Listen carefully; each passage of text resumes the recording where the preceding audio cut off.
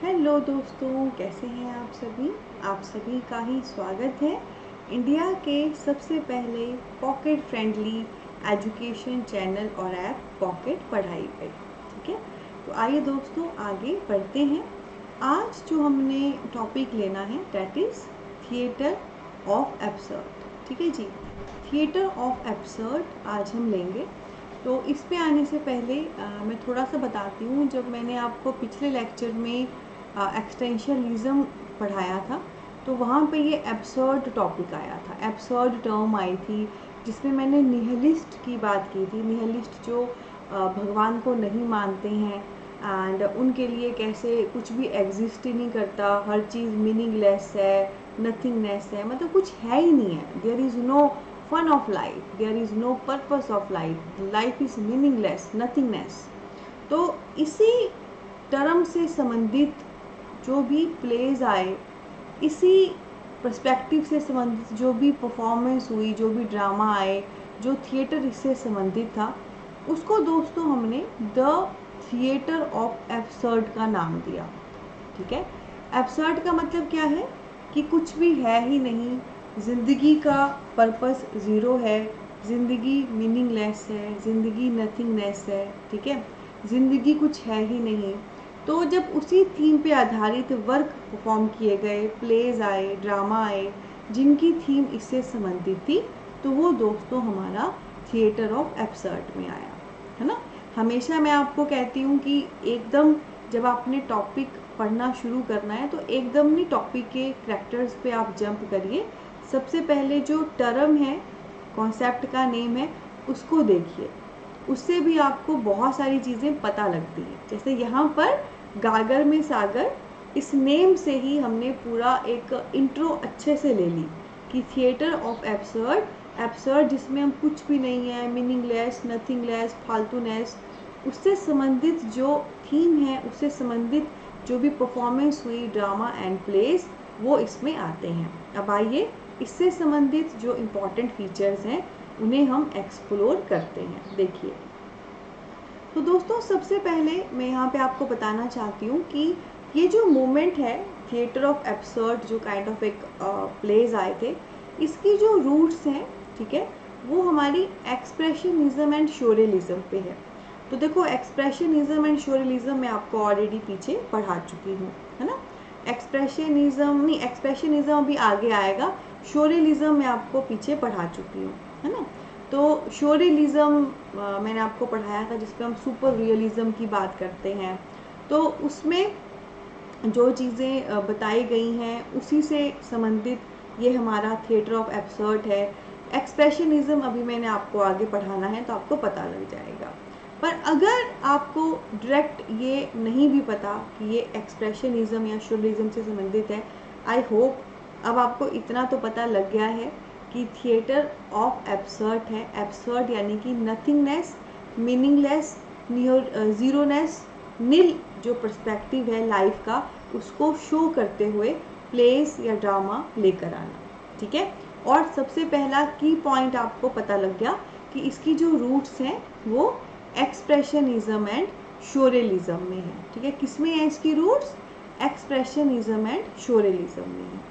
तो यहाँ पर एक और चीज़ मैं आपको मेंशन कर देती हूँ अगेन, कि दोस्तों ये एक एक पॉइंट जो मैं आपको पढ़ा रही हूँ ये एक एमसीक्यू है, ये अकेला भी पेपर में आ सकता है एंड कंबाइंड लेवल पे भी जो स्टेटमेंट आ जाती हैं, फिर पूछा जाता है कौन सी स्टेटमेंट सही है, कौन सी गलत, वैसे भी आ सकता है। ठीक है, तो अभी हमने क्या देखा कि इसकी जो रूट्स हैं वो एक्सप्रेशनिज्म एंड शोरेलिज्म मूवमेंट में है, यानी कि उनसे संबंधित जो भी पर्सपेक्टिव्स डिस्कस किए गए हैं वहाँ से ये आया है, ये कॉन्सेप्ट आया है।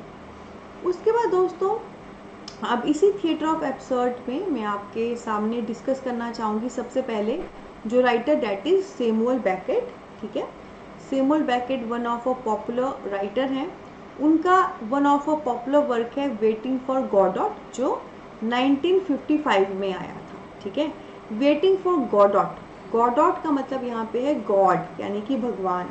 तो आप भगवान का वेट कर रहे हो। ये 1955 में 1955 में सैमुअल बेकेट का वर्क आया था। इसमें उन्होंने क्या कहा था? Nothing happen, nobody comes, nobody goes it's awful. तो इसमें उन्होंने कहा था कि कुछ भी नहीं होगा, कोई नहीं आएगा, कोई नहीं जाएगा, इट्स लिटरली ऑफुल। ऑफुल यानी कि बड़ा दुखदाई है ये, है ना। मतलब कहने का मतलब क्या है, वर्क का नेम देखिए, वर्क का नेम है वेटिंग फॉर गॉड, कि आप गॉड यानी कि भगवान का वेट कर रहे हो, ठीक है। पर उसी इंतज़ार में ये क्या कह रहे हैं, nothing happen, nobody comes, nobody goes, it's awful, कि कुछ भी नहीं होने वाला, जो आप बड़ा इंतज़ार कर रहे हो भगवान का, कुछ भी नहीं होने वाला, नथिंग विल हैपन, कोई नहीं आएगा, नो बडी कम्स, नो बडी गोज, कोई नहीं जाएगा, और इट्स लिटरली ऑफुल, बहुत ही दुखदाई है, ठीक है। तो यहाँ पे राइटर का नेम है सैमुअल बेकेट, वर्क का नेम है वेटिंग फॉर गॉडॉट, ईयर है 1955, और इसी में ये स्टेटमेंट दी गई है, nothing happen, nobody comes, nobody goes, it's awful. तो देखिए राइटर, वर्क का नेम, ईयर का नेम, उसकी स्टेटमेंट, ठीक है। आइए आगे बढ़ते हैं। अब दोस्तों इसी में ही नेक्स्ट मैं आपको यहाँ पे जो राइटर बताना चाहती हूँ वो मेरे सामने सबसे पहले यहाँ पे हैं अल्बर्ट कॉमस, ठीक है। Albert Camus, then I have Eugene Ionesco, then I have Harold Pinter, ठीक है। जैसे पीछे मैंने आपको सैमुअल बेकेट बताए, यहाँ पर मैं आपको इसी थिएटर ऑफ एब्सर्ड से संबंधित बाकी राइटर बता रही हूँ। कौन कौन से हैं, अल्बर्ट कॉमस, यूजीन आइनेस्को और हारोल्ड पिंटर, ठीक है। अब अल्बर्ट कॉमस के कौन कौन से वर्क हैं जो थिएटर ऑफ एब्सर्ड से संबंधित है, एक है मिथ ऑफ सिजिफस जो 1942 में आया है, मिथ ऑफ सिजिफस 1942 में आया है। एक है द आउटसाइडर जिसे हम स्ट्रेंजर भी कह सकते हैं, मैंने आपको पीछे भी पढ़ाया था, ये 1943 में आया है, ठीक है। आउटसाइडर या स्ट्रेंजर जो 1943 में आया है अल्बर्ट कॉमस का। उसके बाद दोस्तों यूजीन आइनेस्को का वर्क है द बोल्ड सेपरेनॉट, ठीक है। द बोल्ड सेपरेनॉट यूजीन आइनेस्को का वर्क है जो 1949 में आया है। कब आया है, 1949 में आया है। और हारोल्ड पिंटर का वर्क है द बर्थडे पार्टी जो 1959 में आया है। हारोल्ड पिंटर का वर्क है बर्थडे पार्टी जो 1959 में आया है। तो ये आप ध्यान से पहले वर्क देख लीजिए, अल्बर्ट कॉमस का मिथ ऑफ सिजिफस 42, आउटसाइडर या स्ट्रेंजर मैंने पीछे में पढ़ाया था 43, फिर यूजीन आइनेस्को का बोल्ड सेपरेनॉट, ओके, फिर हारोल्ड पिंटर का बर्थडे पार्टी। ध्यान से देखो ये क्रोनोलॉजिकली भी है, मिथ ऑफ सिजिफस 42, आउटसाइडर या स्ट्रेंजर 43, बोल्ड सेपरेनॉट 49, बर्थडे पार्टी 59, है ना। तो आपने देखा होगा ना मिक्स मैच में प्रश्न आते हैं, ये वर्क किस ईयर आया है, तो ईयर दिए गए हैं, या क्रोनोलॉजिकली अरेंज करने को आए आप इन्हें अरेंज कर सकते हो, या सिर्फ राइटर और वर्क के नाम पूछे जाएं वो भी आप कर सकते हो। मतलब नाक आप ऐसे पकड़े या ऐसे, हर पर्सपेक्टिव से आपको करना आना चाहिए। इसके अलावा बोल्ड सेपरेनॉट के रिगार्डिंग यहाँ पे एक स्टेटमेंट भी है, जैसे पीछे हमने ये स्टेटमेंट की थी ना नथिंग हैपन वाली सैमुअल बेकेट की, वैसे ही ये स्टेटमेंट है यूजीन आइनेस्को के बोल्ड सेपरेनॉट के। तो देखिए क्या स्टेटमेंट है, cut off from this religious metaphysical and transcendental roots man is lost, all his actions become senseless, absurd and useless, ठीक है। तो क्या स्टेटमेंट है कि जब से हम इस धार्मिक मेटाफिजिकल एंड अपनी ट्रांसडेंटल रूट से मतलब अलग हो गए हैं, जो हमारा जो रिलीजियस जॉनर है, हमारा जो धार्मिक जॉनर है, हमारी जो कल्चरल रूट्स हैं उससे अलग हो गए हैं, तब से आदमी लॉस्ट हो गया है, आदमी खो गया है। All his action become senseless, absurd, useless, और उसके जो भी एक्शन है, उसके जो भी सारे काम है वो सेंसलेस, एब्सर्ड एंड यूजलेस हो गए हैं, ठीक है। सेंसलेस कि अब उसमें कोई सेंस नहीं है, कोई एक प्रॉपर कुछ है नहीं, मतलब अच्छा योग्य, एब्सर्ड यानी कि फालतू, नथिंगलेस, मीनिंगलेस, और यूजलेस हो गए हैं, ठीक है। तो यूजीन आइनेस्को का वर्क है बोल्ड सेपरेनॉट, 49 में आया है, और इसमें उन्होंने कहा है जब से हमने अपने religious, metaphysical and transcendental root से कट ऑफ कर लिया है, या सिंपल कहूँ जो भी हमारा धार्मिक रूट्स हैं, हमारी मॉरल वैल्यूज़ हैं, हमारा जो भी कल्चर है, जब से वहाँ से हमने कट कर लिया है तब से आदमी खो गया है, मैन इज़ लॉस्ट। और उसके जो सारी एक्टिविटीज़ हैं, उसके जो सारे काम हैं, वो सेंसलेस, मीनिंगलेस और यूजलेस हो गए हैं, है ना। शायद तभी हम कहते हैं कि हम कहीं भी चले जाएं पर हमें अपनी रूट से जुड़े रहना चाहिए, ठीक है। और पीछे जो nobody happen, nothing happen, nobody come, nobody goes, ये स्टेटमेंट है सैमुअल बेकेट के वेटिंग गोडॉट की, और हमने कट कर लिया अपनी रूट से, आदमी खो गया और उसकी सारी चीज़ें फालतू हो गई। ये है यूजिन आयनेस्को के बोल्ड सेपरेनॉट की, ठीक है।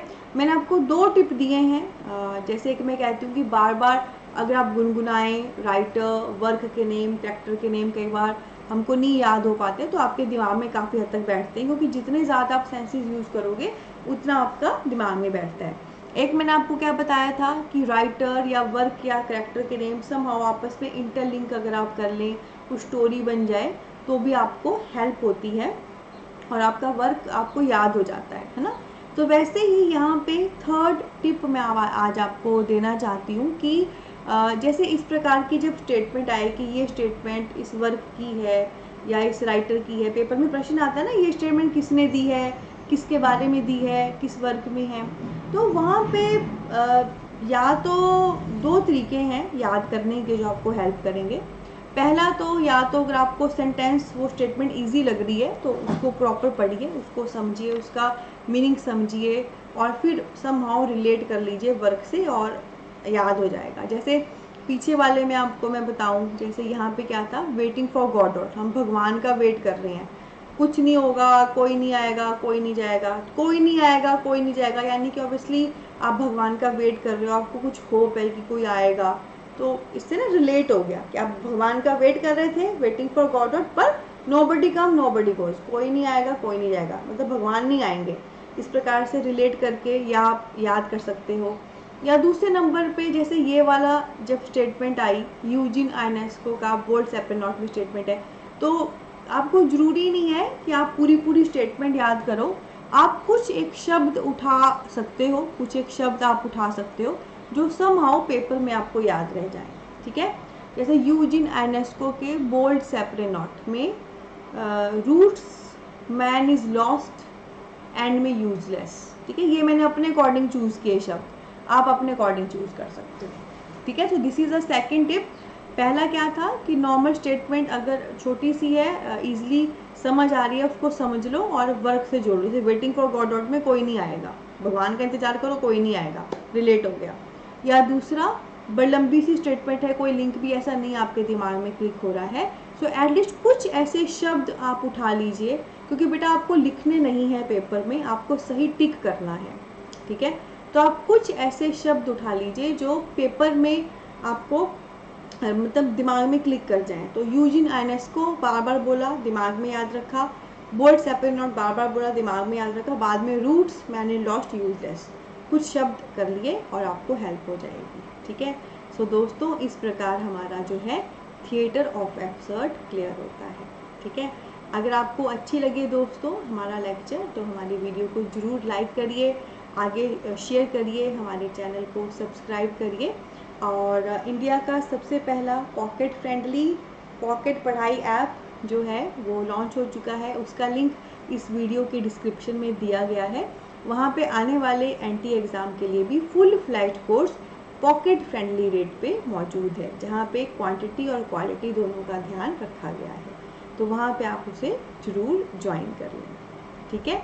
और बहुत प्यारा परिवार है हमारा, फेसबुक पे, इंस्टा पे, टेलीग्राम पे, लिंक नीचे वीडियो के डिस्क्रिप्शन में दिए गए हैं, वहाँ से आप ज्वाइन कर लें।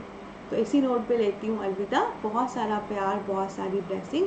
आने वाले लेक्चर में we will take expressionism. Take care. हंसते हंसते कट जाएं पढ़ाई के रास्ते।